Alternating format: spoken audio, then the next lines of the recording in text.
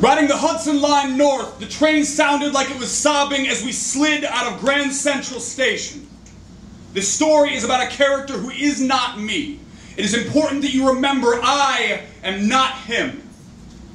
When I was old enough, I joined the Army. I learned exactly how little one man can do with two hands. I served 4 tours. They sent me home on account of a growing fear of crowds honorably discharged. The service is a job I did that I just don't talk about.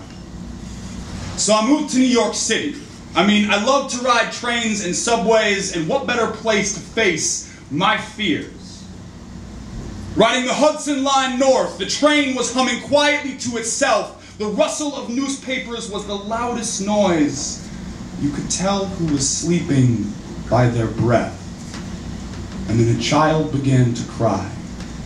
Quietly at first, and then louder, until that rustle and hum was replaced with lit wick tantrum, with sobs involuntary, the child's voice climbing in pitch like fire up pine trees. The child is shrieking, the passengers howling, his mother is shouting, "He is sick, I am sorry, he is sick." And they were shouting back. Women were standing up in their seats. I could feel the rocks cracking against the walls. This was not any kind of nightmare. There was a man in Carhartt coveralls standing up in the aisles, his face thrust into their seats. This woman was riding alone with 2 children. From 2 seats back, I could smell this man. From behind, he could have been my grandfather. The man grabbed the eldest child by a skinny brown wrist, and everything stopped. I think people kept on shouting. I don't remember really. I stood up. This train's passengers were white, and it did not take her hijab to mark her as different. I took 2 steps towards her Carhartt armored assailant. I panicked for a moment. I made eyes at the horizon. I pretended I was still a soldier. I stepped within a breath and touched the man's arm.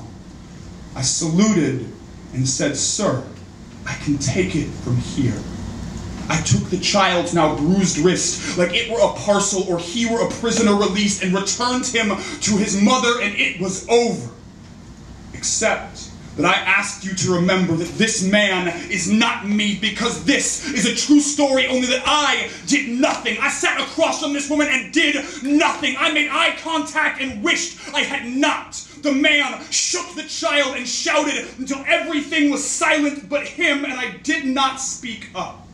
Each of us only gets so many opportunities to show another person that humanity is more than just the people behind you who will trample you when you fall, and I did not speak up. This is a secret I have kept so long. I know it like a chipped tooth. I have rubbed myself raw on the edges of my own cowardice as long as I can remember. This is how I remember how hard it can be to speak up.